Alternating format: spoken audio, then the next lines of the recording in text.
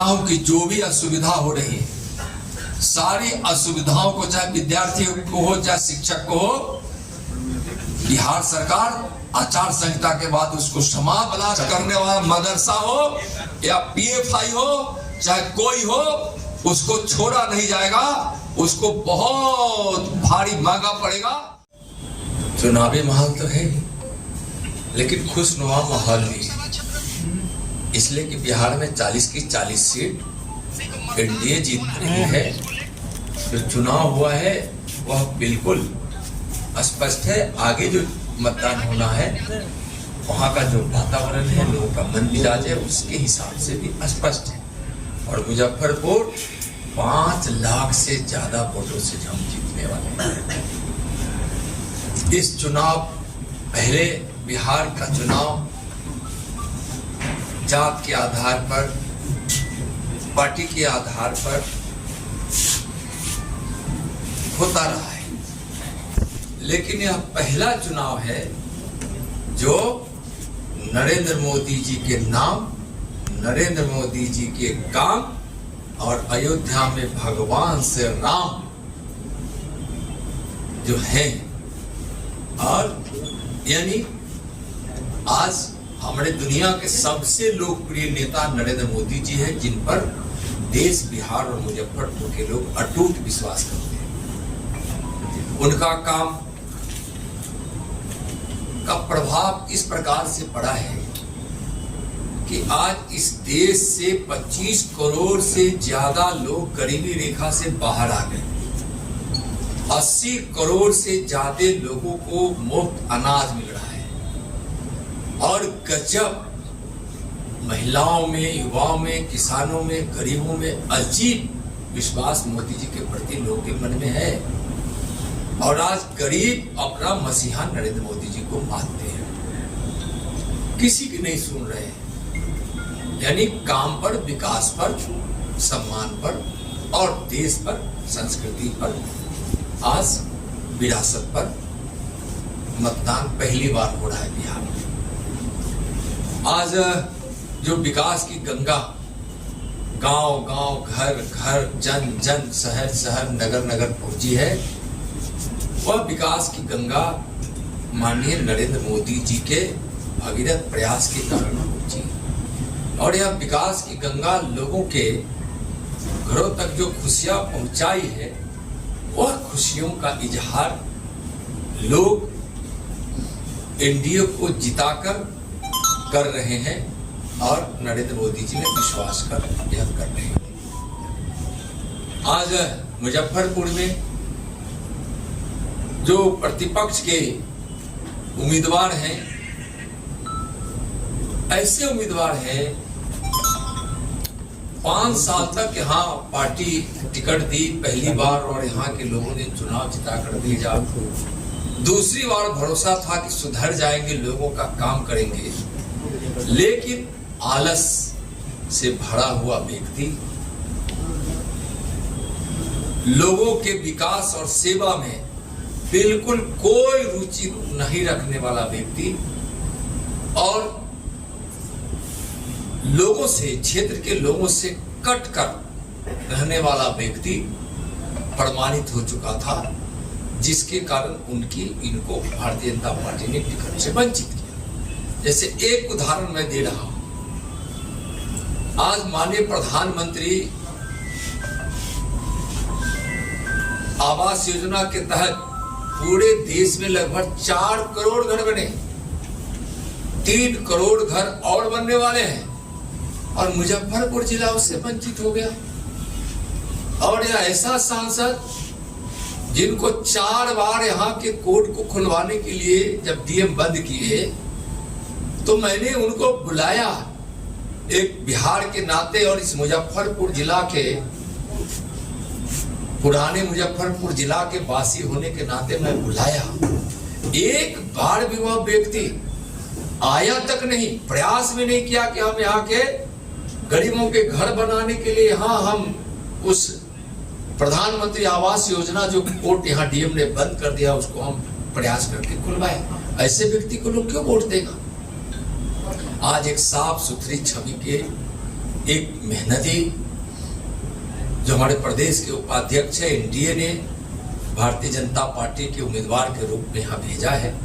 जीत यहाँ सुनिश्चित है। लोग आज भी याद कर रहे हैं। आज तो मैं घूम रहा था तो वह 15 वर्षों का वह जंगल राज, 15 वर्षों का जंगल राज, जहां सिर्फ अपहरण होता था उस शासन में, हत्याएं होती थी, बलात्कार का सिलसिला जारी रहता था। शाम क्या दिन के उजाले में भी हमारे बच्चे या हमारी मां बहनें घर से निकलती नहीं थी। दुकानदारों का पलायन हो रहा था, उद्योग धंधे चौपट हो गए थे, उद्योगपतियों का पलायन हो रहा था, जिसके कारण बेरोजगारी की अंबार हो रहा था, नफरत समाज में फैला दिया गया था। और वैसे उस 15 वर्ष के उस राज्य में जो बिहार का नुकसान हुआ है, अब बिहार की जनता वैसा अराजक राज, जंगल राज, उन्मादी राज, भ्रष्टाचार से भरा हुआ घोटालों से लालू परिवार को सत्ता या लालू परिवार के किसी व्यक्ति को या उस पार्टी के या उस गठबंधन के किसी व्यक्ति को लोकसभा की एक सीट भी जिताने वाली नहीं है। जनता को अब विकास चाहिए। और माननीय प्रधानमंत्री जी ने 4 बातें कही हैं। बिहार को जो जातीयता से नुकसान हुआ है, देश को जो जातीयता से नुकसान हुआ है, उन्होंने कहा कि किसान, मजदूर, महिला और गरीब हमारे 4 वर्ग है और कोई 130 करोड़ 40 करोड़ देशवासी इस 4 वर्ग से बाहर नहीं जाता है। यानी कि सबका उत्थान होना है। आप मुद्रा लोन से करोड़ों लोगों को इस देश में रोजगार मिला है। मैं चुनौती दे रहा हूं जो बात करना चाहे। और जब केंद्र की सरकार, माननीय मोदी जी की सरकार ने निर्णय लिया कि हम मुद्रा लोन देंगे और हम लोन लेने वालों से हम कोई सुरक्षा की वस्तुएं या सुरक्षा में हम कोई पैसा या कोई प्रकार की हम सिक्योरिटी मनी नहीं लेंगे, तो एक बार बैंक के लोगों ने कहा कि यह तो हमारे बैंक का नियम। उस समय दुनिया का पहला प्रधानमंत्री ऐसे है जो कहा कि नहीं, इस यहाँ के लोगों को, युवाओं को रोजगार मिले, इसके लिए मुद्रा लोन दीजिए। सारे वैसे लोग मुद्रा लोन लेने वालों का गारंटर मोदी है। तो आज उससे बड़ा है। जितना काम इस देश का हुआ है, सीमा सुरक्षित है, देश में शांति का वातावरण है, विकास की गति तेज है, भारत आत्मनिर्भरता की ओर बढ़ा है। और 11वीं से जहां हमारे अटल जी जिस अर्थव्यवस्था को जिस पैदान पर छोड़े थे, 11वीं, उस पर 10 वर्षों तक कांग्रेस वहीं रखी। लेकिन 10 वर्षों में माननीय प्रधानमंत्री जी ने 11वीं से 5वीं पैदान पर भारत की अर्थव्यवस्था को ला दिया। और अर्थशास्त्रियों का अनुमान है कि अब भारत जल्दी ही तीसरी अर्थव्यवस्था बनेगी। और यह सोचिए कि जब भारत 5वीं अर्थव्यवस्था बनी तो इतना विकास हुआ है, इतना गरीब कल्याणकारी योजनाएं चली है देश में, हर जगह, चाहे रेलवे हो, चाहे सड़क हो, चाहे स्वास्थ्य का हो, चाहे शिक्षा का हो, हर क्षेत्र में इंफ्रास्ट्रक्चर का इतना निर्माण हुआ है जिससे रोजगार काफी करोड़ों लोगों को मिला है। तो आज भारत 21वीं सदी का भारत है।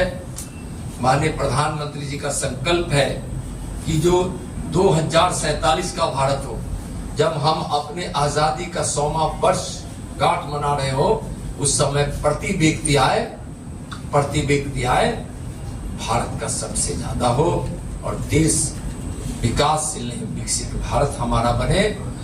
25 करोड़ गरीबी रेखा से लोग बाहर आए हैं। उस समय तक इस देश में कोई गरीब ना हो, कोई अशिक्षित ना हो, कोई भूखा ना हो, कोई बेबस ना हो। जो विवेकानंद की भविष्यवाणी थी, उस भविष्यवाणी को आज हमारे प्रधानमंत्री जी पूरा कर रहे हैं। यानी कि विवेकानंद ने भविष्यवाणी की थी 21वीं सदी के विषय में। जब किसी ने पूछा था कि आप तो उस देश के सन्यासी हो जो भूखा है या शिक्षित है, बेबस है, बेघर है। तो उन्होंने कहा था कि मैं 21वीं सदी का भारत देख रहा हूं कि हमारी भारत माँ उच्च आसन पर बैठकर आज विश्व गुरु बनी हुई है, और भारत में न कोई अशिक्षित है, न कोई बेबस है, न कोई बेघर है, और न कोई भूखा है। एक नरेंद्र यानी कि विवेकानंद ने भविष्यवाणी की थी, और दूसरा नरेंद्र उस भविष्यवाणी को पूरा कर रहे हैं। 21वीं सदी भारत का सदी है, 21वीं सदी भारत का सदी।